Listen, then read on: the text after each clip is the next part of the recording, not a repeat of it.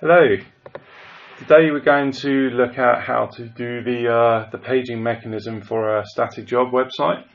There is a few ways that you can do this. Today I'm going to take you through just the basic one where we know what the next web page is on the very first on each web page. So that way it's every time we've scraped a web page in a loop, it will get the next URL at that time. But there are a couple of other ways we can do it. So say, for example, when we know the page count or the result count before it's even started, and then we can create that page count variable. But yeah, so today we're going to look at the next page URL. So we've got a website up here, abcteachers.co.uk. So you can see they've got a nice little search facility here. Hopefully it's just static with the URL. Yeah, that's good. So let's just test this in here. Let's perhaps test that there. Yeah, all looking good. So we've got our initial URL. So specifically what I'm talking about is there's a couple of ways we can do this.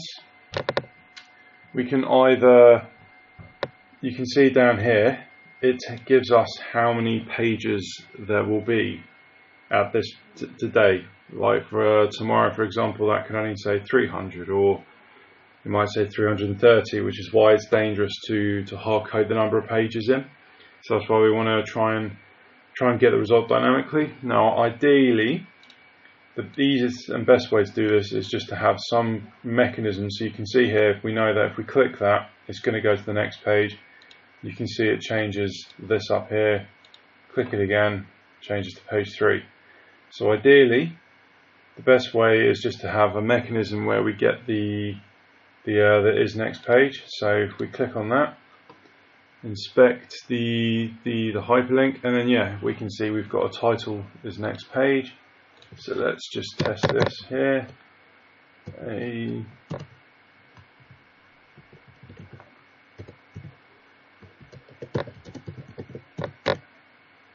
that brings back two of them. So let's see if there's an easy way just to get the top or the bottom one perhaps. But it looks like they're both kind of paginations. So let's just get the first one. So we can see we've highlighted that we've got that one there, and then that's going to give us the nice next page URL. So let's go ahead and create the scraper. So at class, and it's ABC Teachers.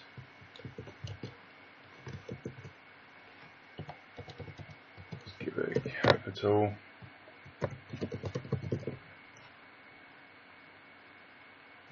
Probably remove the link as the dash. So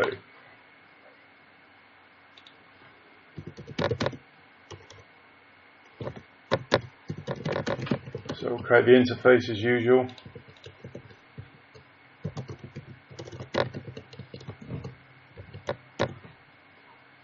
And the static job boards.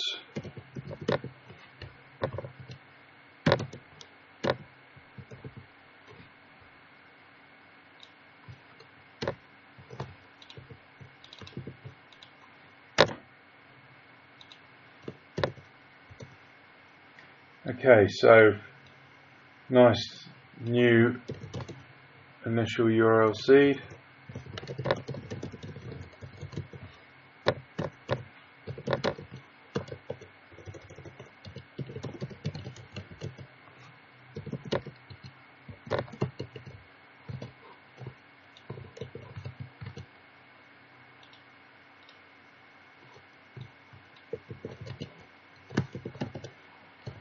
Okay, so this is the main guy here. So obviously the other ways I think you guys have done it, or you've seen doing it, is to hard code a page count variable and a current page variable, and then every time we get into here is to increment it, which is, I mean, that's great.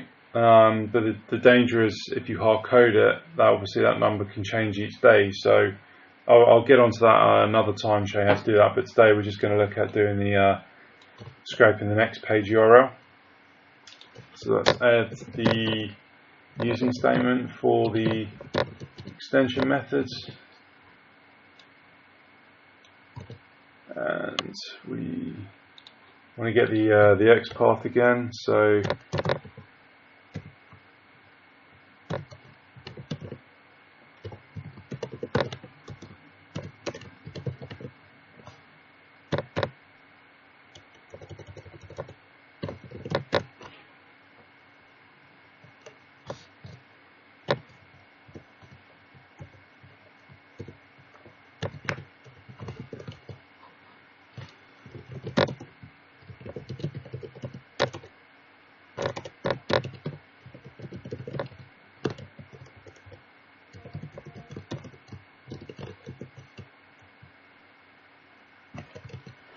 let's just check for a prepend. Do we need to add something at the beginning? Yes, we do. So let's add that.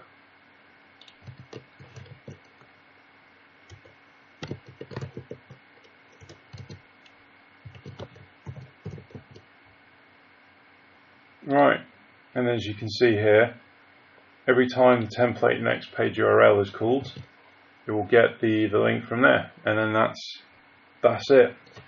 That's all you need to do to get the next page URL. So I'll go ahead and finish this this website. So we want to test what it looks like when we're on the last page. So let's do 308 and 309.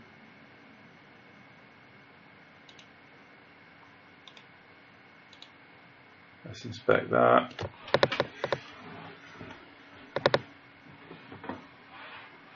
So the interesting one in here is that sometimes, usually if we're on the last page, the next button will not be visible or it will be disabled, whereas in this particular instance it is actually available. The only way to know that this is the last page based on that is we can say that the current URL that we're on is the same as the next page URL, so therefore it'll just keep linking back to itself. So usually, you know, the next page button will not be there, so we can just do like a element exists looking for the next page. But in this case, what we're going to do is we're going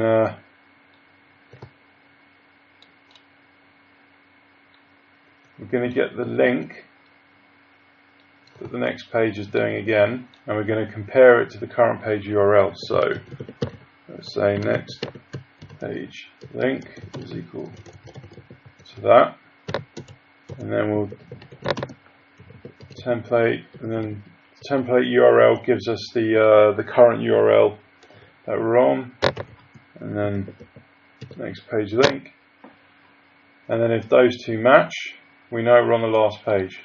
So that's obviously just one way of doing it. So then the next is to get the listing URLs. Let's just copy it from another one.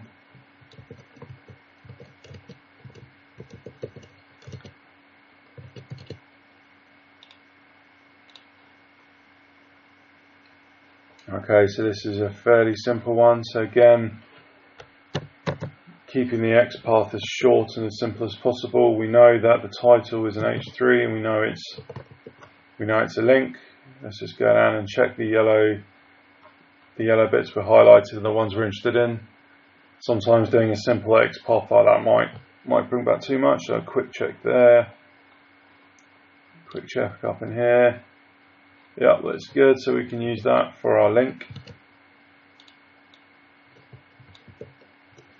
And then these will need prepending as well. So I suggest probably the best thing is just to add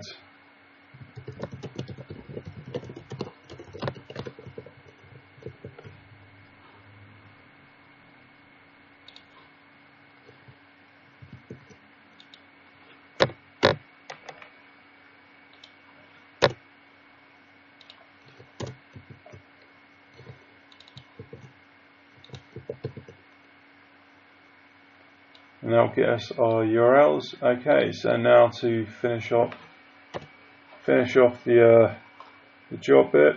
we go into the sample job text. There's a quick copy and paste,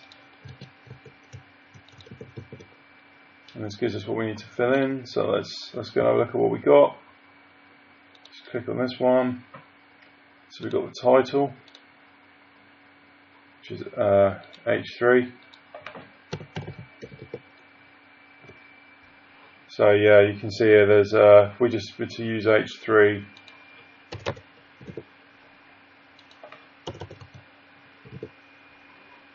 there's 6 H3 elements. Obviously that's not good enough, so let's look for classes job title.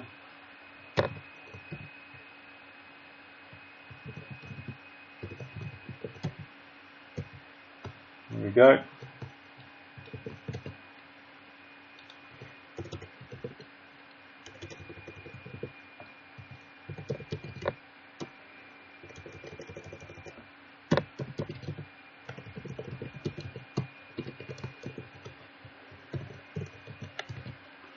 Next, we've got, I don't know what that is, primary teaching jobs. Yeah, perhaps that's industry. So let's see, what have we got? So we got something nice here. Okay, so this is an interesting one. I think I've seen you guys use like a specific numbered XPath to get the element, whereas what I'm looking for is something a bit more dynamic, you know, only 1 or 2 levels. So I'll demonstrate that here as well, but I'll do that in another video. But just to quickly, so we know that the type here contains this text within a strong element, and then the text we're interested in is the following text node. So we're looking for a strong element that contains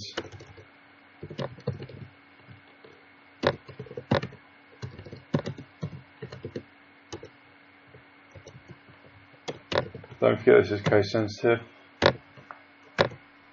So that's given us the type, and we want the following sibling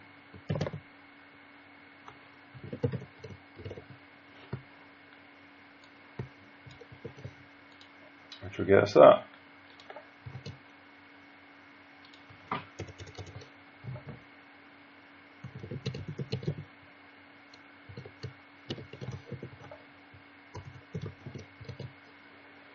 Then we've got location, so we can do the same thing down here. We just change that.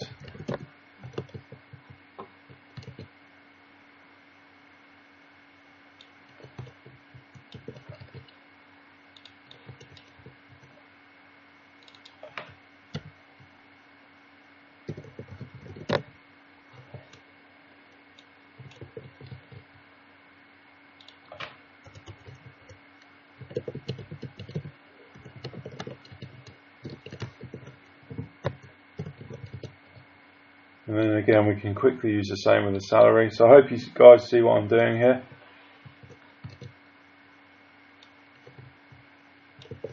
Don't know why XPath Helper keeps putting all that stuff in there. Maybe I'm pressing a shortcut or something.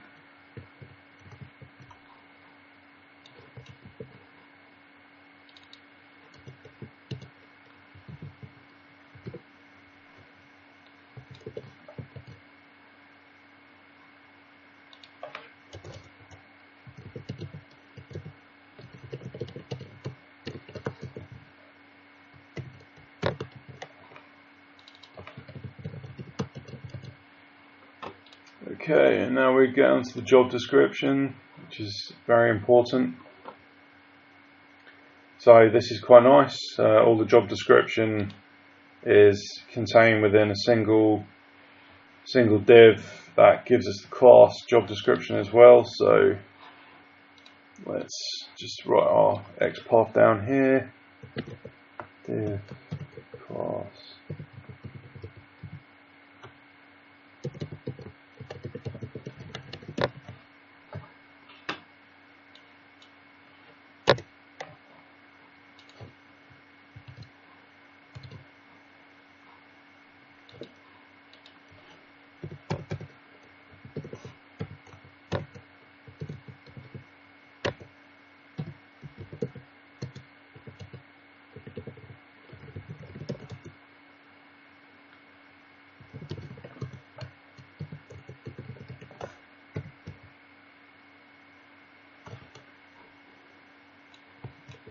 And as you can see, because we're using the parent container, it's just returned the one result, which will give us all the inner text.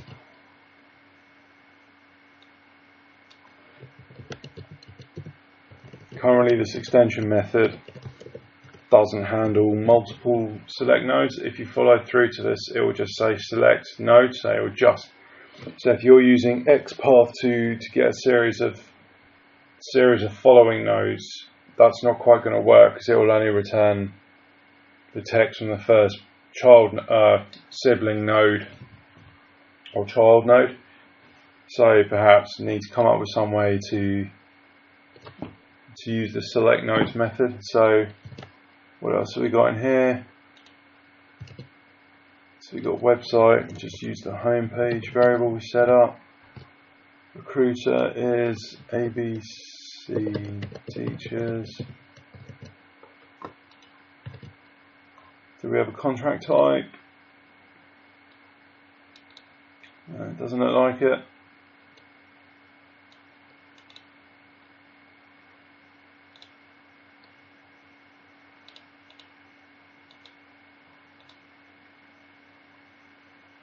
I mean, we do have some email and telephone number in here.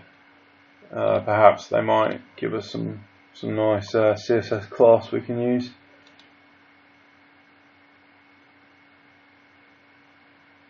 It doesn't look like it.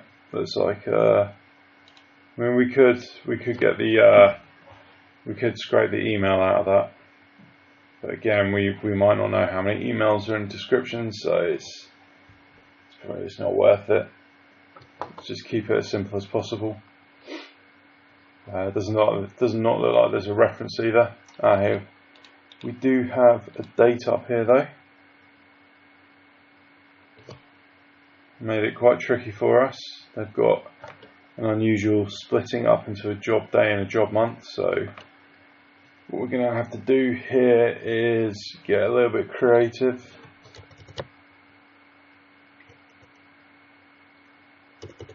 So we know that we have a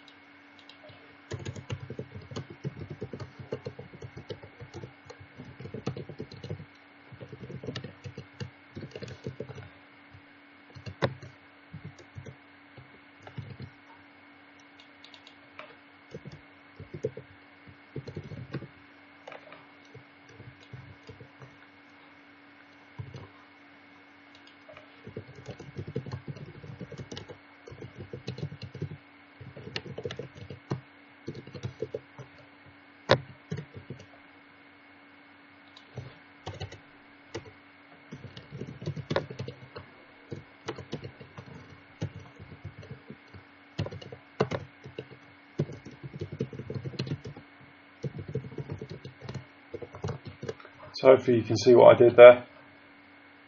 We know that we have a job day and we have a job month. Together they will look like that, 0, 1 set.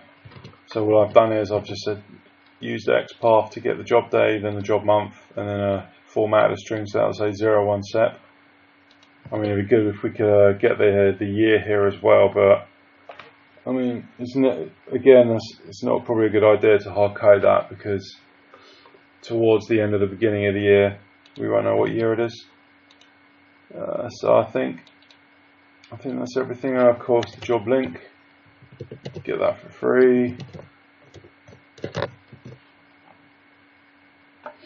And then let's go ahead and test this.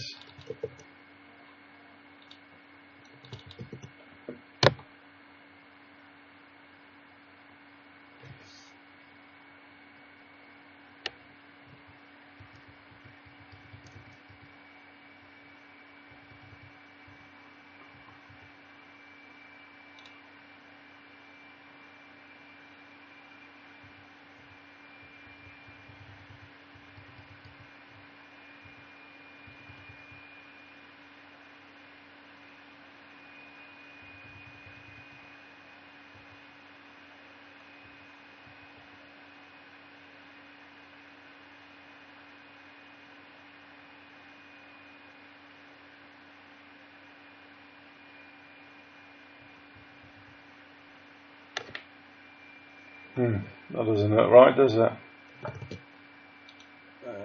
Potentially we've got back too much information somewhere.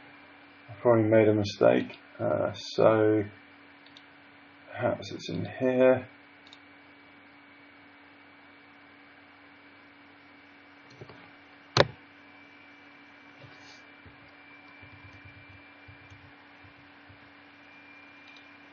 Yeah, so it does. I didn't check whether the page links. It looks like they already give us the home page anyway. So let's remove that.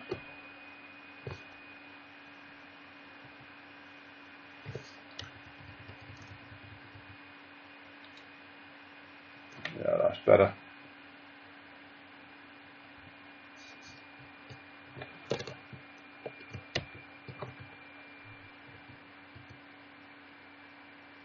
Yeah, that's looking better. So let's just test this getting a job.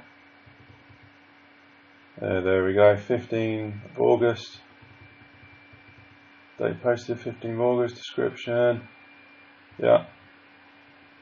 Location, yeah. Salary, yeah. Title, yeah. Good to go. So we can run that through.